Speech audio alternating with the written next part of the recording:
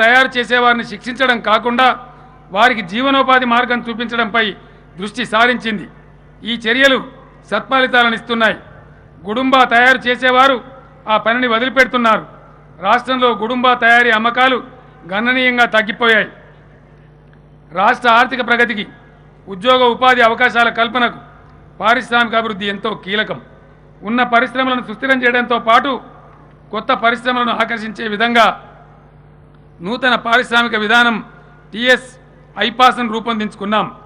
పరిశ్రమలు స్థాపించడానికి ముందుకొచ్చే వారికి కావలసిన అన్ని అనుమతులు ఒకే చోట కేవలం 15 రోజుల వ్యవధిలో లభించేలా సింగిల్ విండో విధానం ప్రవేశపెట్టాం.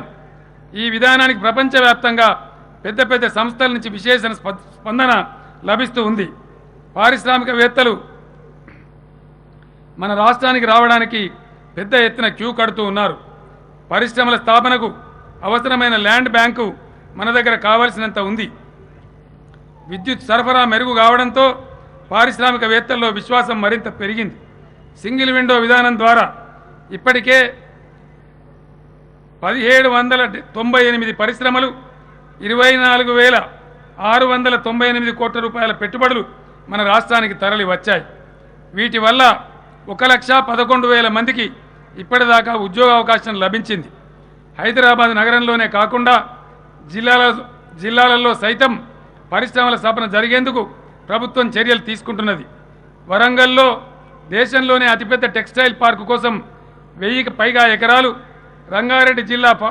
రంగారెడ్డి జిల్లాలో ఫార్మాసిటీ ఫేజ్ 1 కోసం 6,500 ఎకరాలు సేకరించి సిద్ధంగా ఉంచాం. ఐటీ రంగంలో తెలంగాణ సంచలనాలు సృష్టిస్తోంది.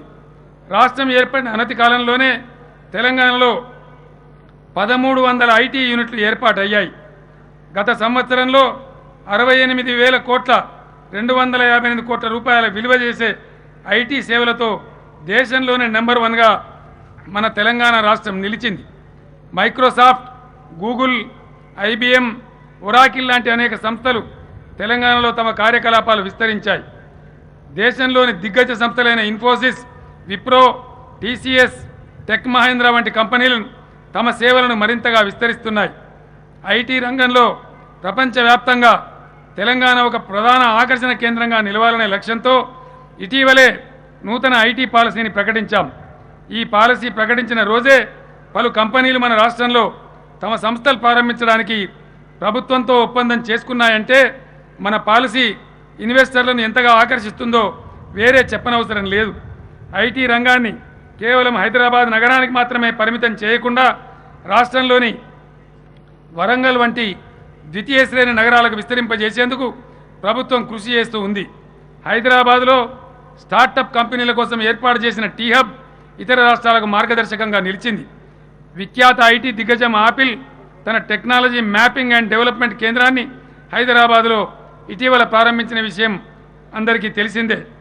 రాష్ట్రంలో పచ్చదనం హరించుకుపోవడంతో తరచుగా వర్షాభావ పరిస్థితులు నెలకొంటున్నాయి.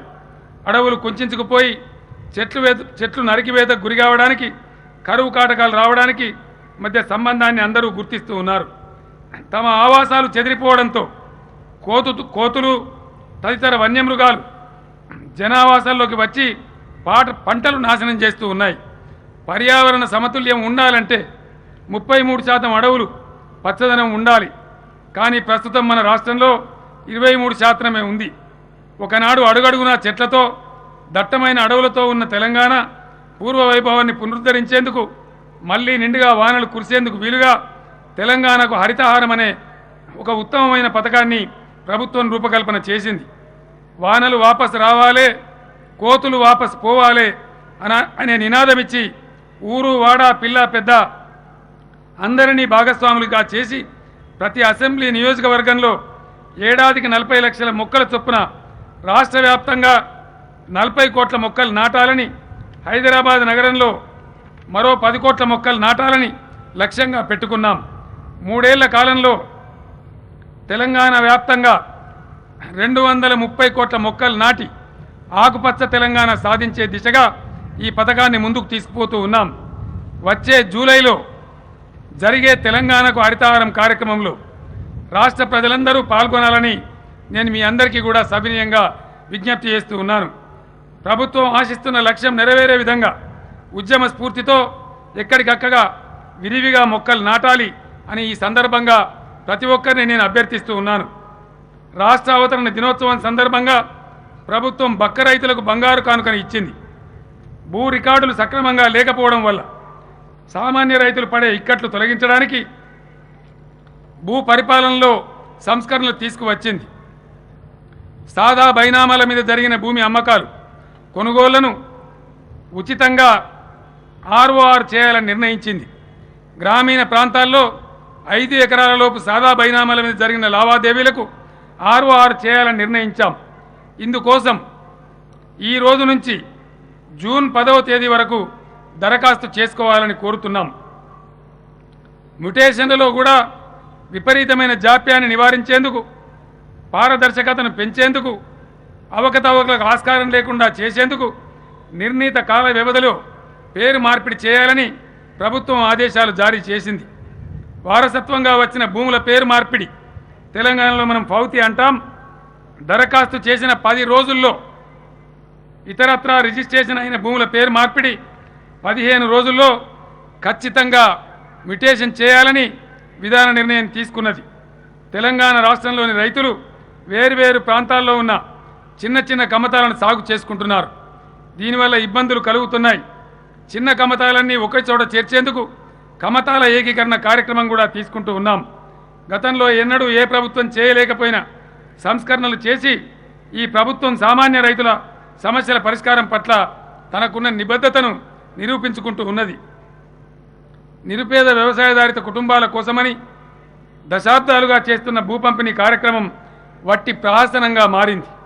ఇప్పటిదాకా 25 లక్షల ఎకరాలు పంచినట్టు రికార్డుల్లో ఉన్నప్పటికీ ఆ భూముల వల్ల నిరుపేదల రైతుల జీవితాల్లో వెలుగు వచ్చిన దాఖలాలు లేవు. అసైన్డ్ భూములు అవి అసైన్డ్ దారుల దగ్గర లేవు. చాలా భూములు ఉపయోగంలో లేవు. భూ పంపిణీ శాస్త్రీయంగా జరగలేదు. అసలు అసైన్డ్ భూములు ఏమయ్యాయో కూడా ఇప్పుడు తెలియడం లేదు. అసైన్డ్ భూముల లెక్కలు నిగ్గు తేల్చడం కోసం సమగ్రమైన విచారణకు ఇటీవలే ప్రభుత్వం ఆదేశం ఇచ్చింది.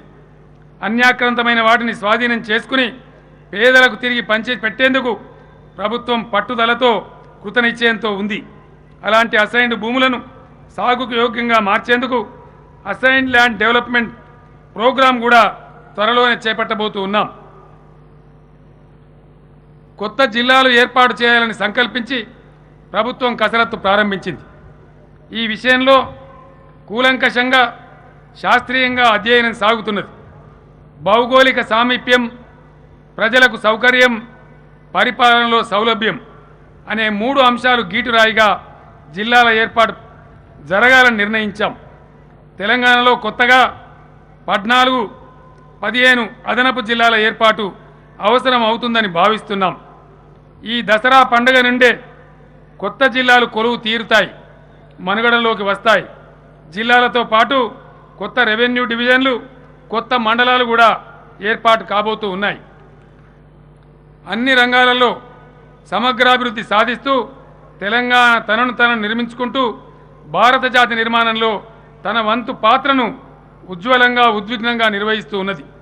ప్రస్తుతం రాష్ట్రంలో ప్రజలకు మౌలిక వసతులు కల్పించడానికి అవసరమయ్యే పనులు చేసుకుంటూ ఉన్నాం. సాగునీరు, తాగునీరు, రహదారులు, విద్యుత్తు, విద్య, వైద్యం లాంటి రంగాలలో అధికంగా నిధులు వెచ్చించుకుంటూ ఉన్నాం. రాబోయే 4-5 ఏళ్లలో ఈ రంగాల్లో నిర్వహణ వ్యయమే తప్ప నిర్మాణ వ్యయం ఉండదు. ప్రాజెక్టులతో పాటు మేజర్ పనులు కూడా పూర్తవుతాయి. అదే సమయంలో రాష్ట్ర ఆదాయం పెద్ద ఎత్తున పెరుగుతున్నది. అప్పుడు పూర్తి స్థాయిలో మనం పేదరికంపై యుద్ధం ప్రకటిస్తాం. ప్రతి పేద కుటుంబాన్ని తట్టి లేపుతాం. పేదరికాన్ని రాష్ట్రం నుంచి తరిమి కొడతాం. అభివృద్ధి అంటే కేవలం మౌలిక సదుపాయాల కల్పన కాదు. ప్రజల జీవన ప్రమాణాలు పెరిగినప్పుడే నిజమైన అభివృద్ధి.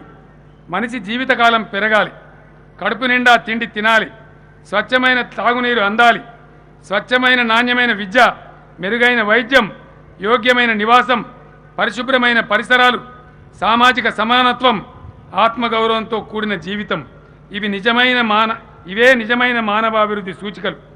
ప్రముఖ ఆర్థిక శాస్త్రవేత్త, నోబెల్ బహుమతి గ్రహీత, భారతరత్న అమర్త్య సేన్ గారు పేర్కొన్నట్లు మానవాభివృద్ధి కోసం నిధులు వెచ్చించకుండా సాధించే ఆర్థిక వృద్ధి అస్థిరమైనటువంటిది, అనైతికమైనటువంటిది.